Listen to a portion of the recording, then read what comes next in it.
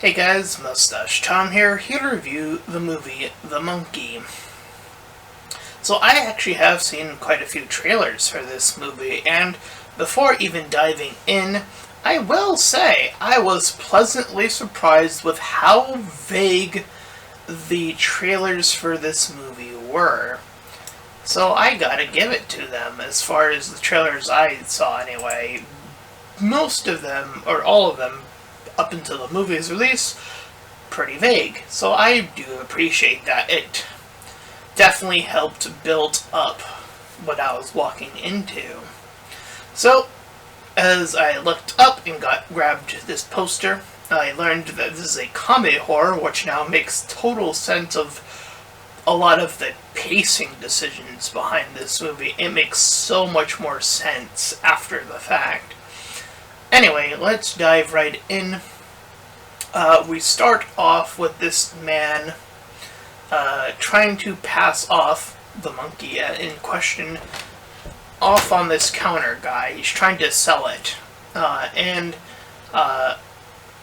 he's trying to tell this other guy, the seller, about, not treating it like a monkey, how to take this very seriously. And once the monkey starts drumming it up, the man on the counter gets shot with an arrow, because he's in this gun store, and the arrow gets so lodged in that when it pulls back out, it takes the guts and gore out of him. So that's sort of the blood aspect of, not quite Art the Clown level, but I would say almost there, kind of, actually.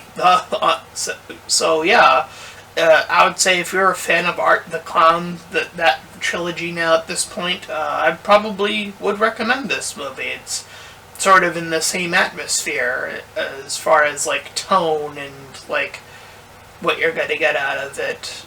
There's obviously some certain differences, obviously, but we cut back in time with Hal and Bill, these two twins that were in the 1990s. We kind of cut back in time as them as kids. And we see the mom talking about how their dad left, and he was the one who left behind said monkey. So one of the brothers, I believe it's Hal, that turns the key, and it only raises one hand. But when it's left alone, it begins to play.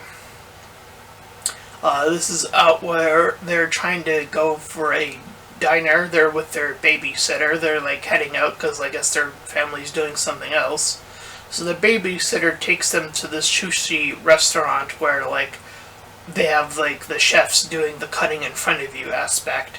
So while that's going on, the monkey's playing begins, and once it's done, a certain slice is done.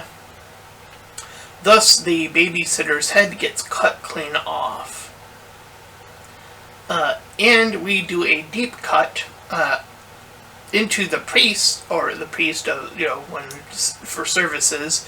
And this priest immediately shows you that this is meant to be a comedy horror, as he's really terrible at his job. He's yeah, she died and stuff, and he almost makes almost these related puns as well. And then it cuts to the family dancing away their pain and grief, and they're just deciding to have a good time instead. So obviously, the pacing of this movie remains within that consistency, which, damn, really solid there. But Hal is bullied at school by these girls. The older brother learns gossip from them, I guess, and then they take it out on him, saying how how one person wears the pants in the family, so they steal his pants. I thought the original bit was that they were going to make him wear a skirt, but nope, they just make him go home in his underwear instead. So we have an older brother mocking him, and we get this like little montage of like the girls then spot the monkey in itself, and then they offer him bananas, and then they end up getting tossed on him. That being Hal, the one that is consistently bullied by these gals. So he initially wishes Bill dead, and then it cuts to vice versa later on. So kind of goes full circle, I suppose.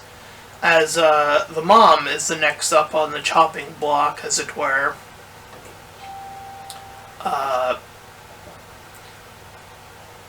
And then it cuts to them needing, it cuts back to another funeral where, like, Bill kind of thinks that it's a joke. He doesn't fully understand at this age of what death means, but then it sort of dawns on him as he's sort of like offering her to get up. Obviously that's not happening for obvious reasons, but so that eventually pulls him into a ruinous state, as it were.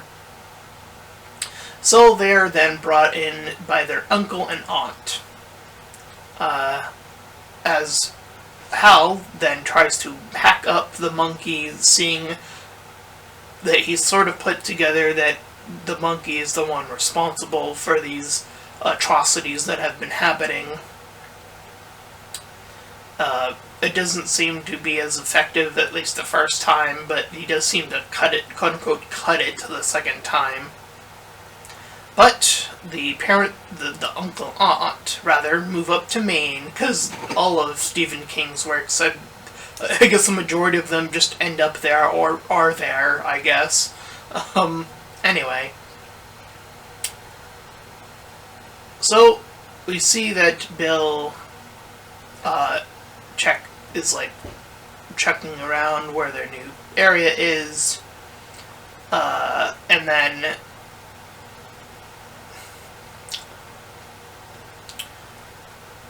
Bill, I think at this point, finds the monkey, I think, and he tries it for himself, initially wanting perhaps unyielding revenge, or just seeing what this thing will do.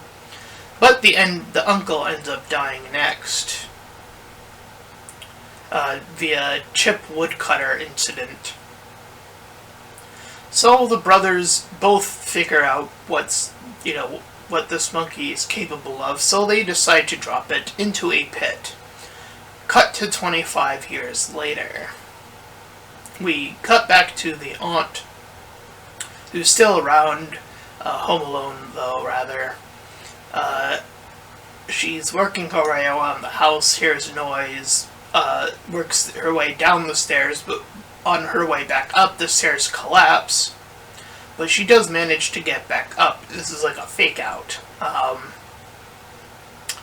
As she goes to the oven, she goes to sniff it because she's sniffing something strange, and then the burner goes on by itself, leading to her entire head catching on fire. She's currently inside, but the comical eras of characters doing bizarre things. If she's in house, she could probably just go to a sink.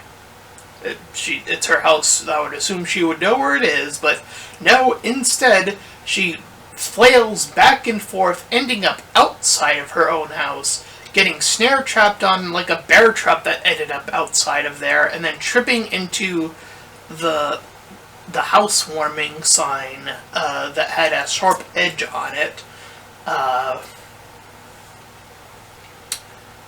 So yeah, she gets it too. So we then cut back to Hal. This is current aged Hal, who's talking with one of his coworkers or like, I guess it's his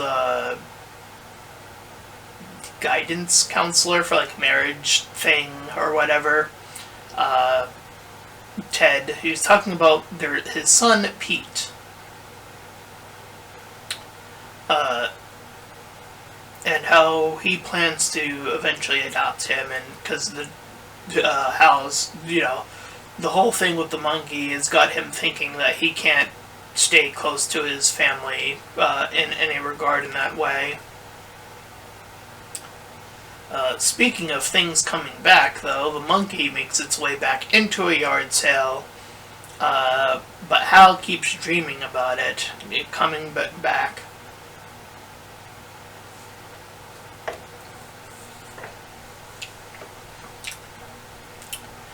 So Bill calls Hal, talking about how the monkey has definitely returned, or is about here, out and about.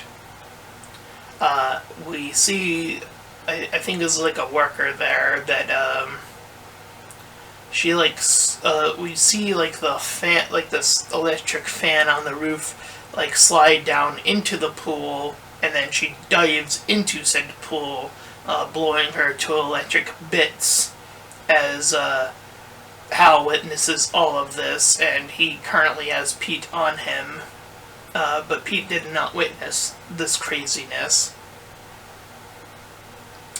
So we cut back to young Hal and him waking up, and it's like a bit of a nightmare sequence of him constantly seeing the monkey and whatnot, and then he wakes up in the current day. But seeing that Pete is not there, he's kind of moved locations and finds him eventually. So they get in a car to like go to the aunt's house to collect her things, make sure the monkey is or is not there to infer what has happened to it. And they meet with like the new doors salesperson, Barbara, who goes on to talk about how various other people have died around this residence. And it ends up doing a montage of how, our current onslaught of people have died, including any new ones. So Pete ends up in the indoor situation in the house, but upstairs, as the monkey's presumably doing its thing elsewhere, as she opens the door to this locked room, the shotgun was propped up and then drops and then shoots her to bits in front of Hal again.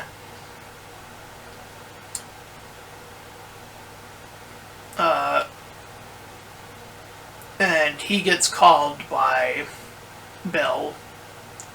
And then Hal does some research into finding a thing called Mr. Monkey, so he kind of figures out that Bill has somehow made his way to getting the monkey back.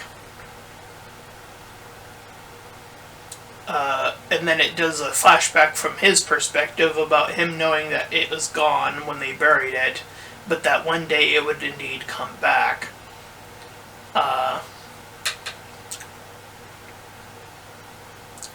So Hal's co-worker, Ricky, or Ricky's like, I think this, not a co-worker, but,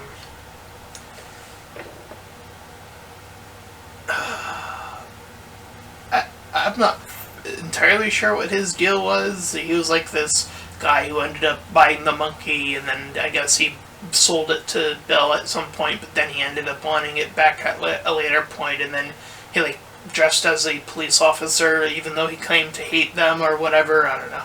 It's a bit vague.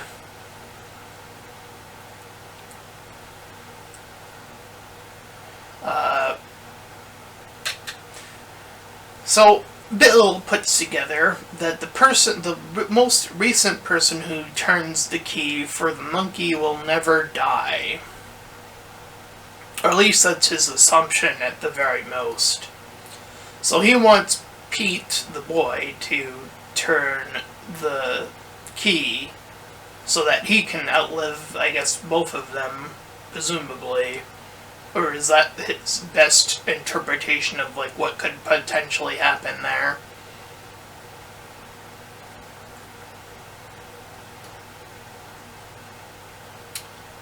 So, said buyer, as I was referring to, the cop, the one that just is like a cop,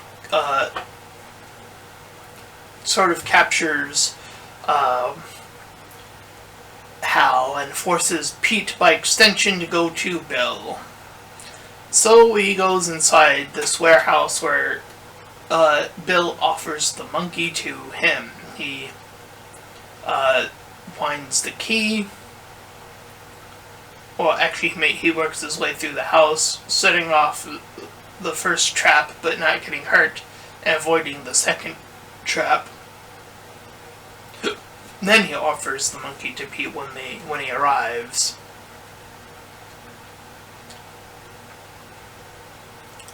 So as that happens, as he does this little wind up, we see this hornet's nest of bees pluck itself further down outside where Hal and the fake cop are, the buyer cop, I guess I'll call him. And then when the monkey's all done, all the bees swarm into the car and into the cop buyer's mouth, killing him through all the bites and whatnot, and mouth swarming his mouth.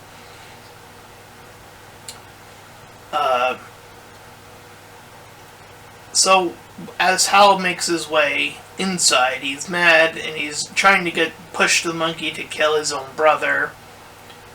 And in that process, it much rather kills a whole bunch of other people, non-related to anyone in here.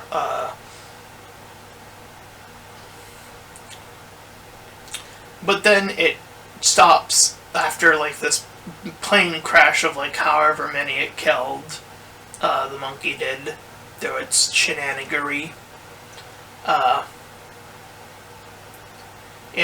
and Bill are patching their relationship up, as it were. And Hal finally gets Bill to understand from his perspective of like how it was his mom too, and that he didn't mean it, and it was the monkey, obviously, like, because he took it as a separate, like, almost like he did it on purpose sort of way. However, the monkey goes off again, and then Bill is abruptly killed.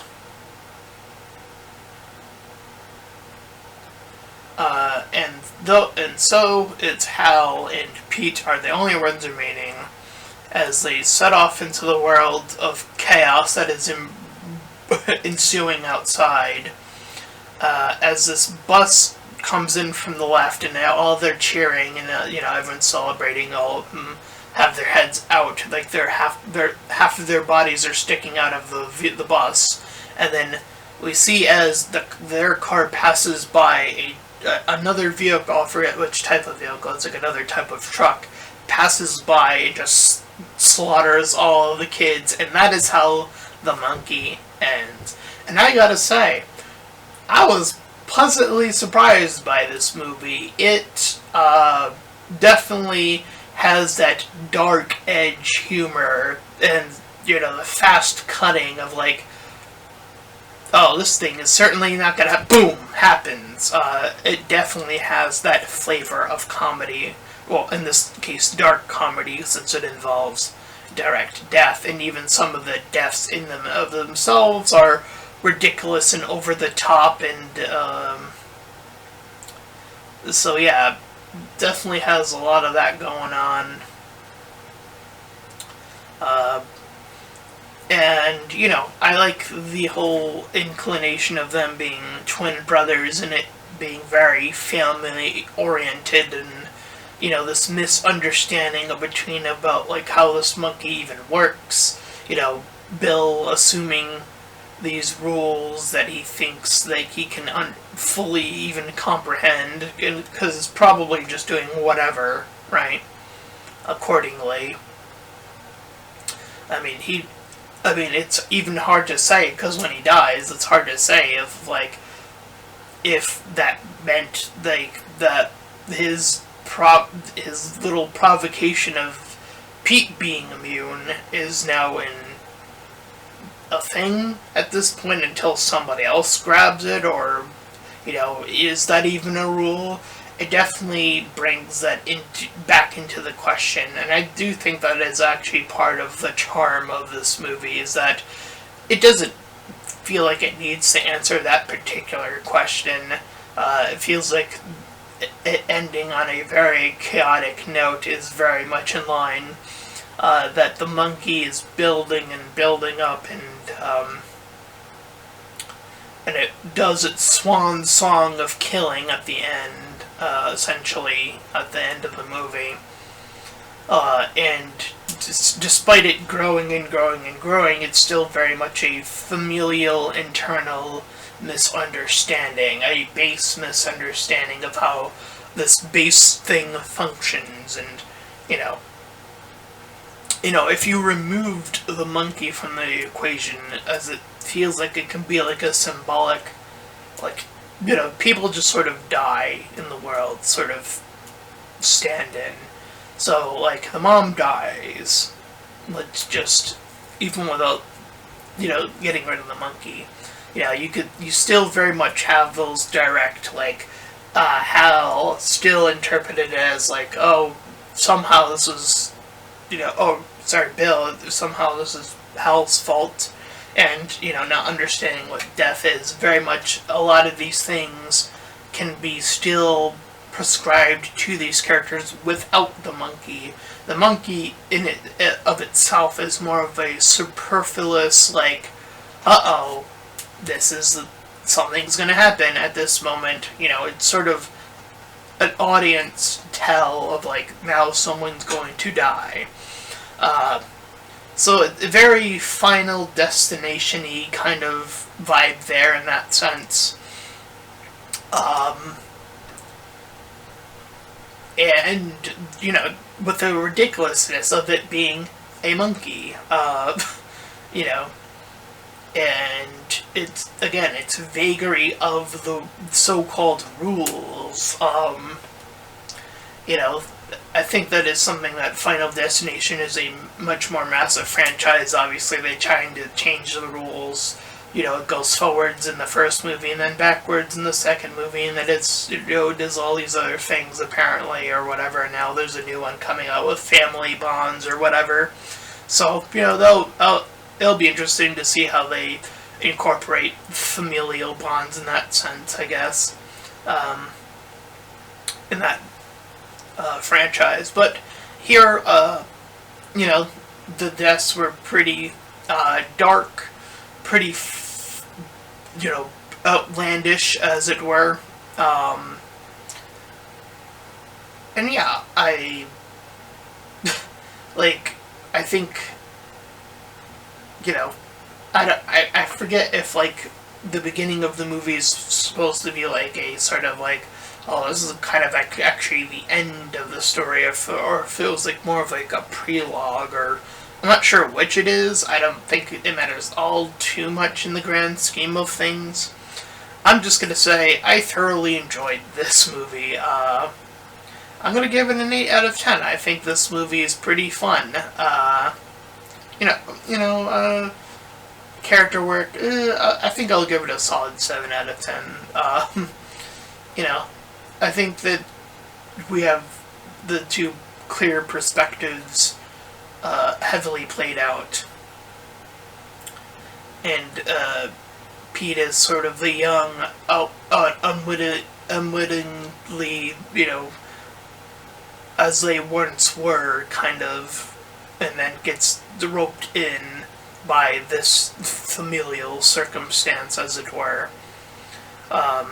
So yeah, definitely enjoyed it. And that's my review of The Monkey. And if you ended up enjoying that, then please feel free to like, comment, and subscribe. Also make sure to check out those links in the description. One will head you over to my petition to help out small YouTubers, second to my PayPal, where you can help support me and my channel directly, and third to my Discord server. You can join Club Shield, all that cool stuff for free, and until next time everyone, bye bye.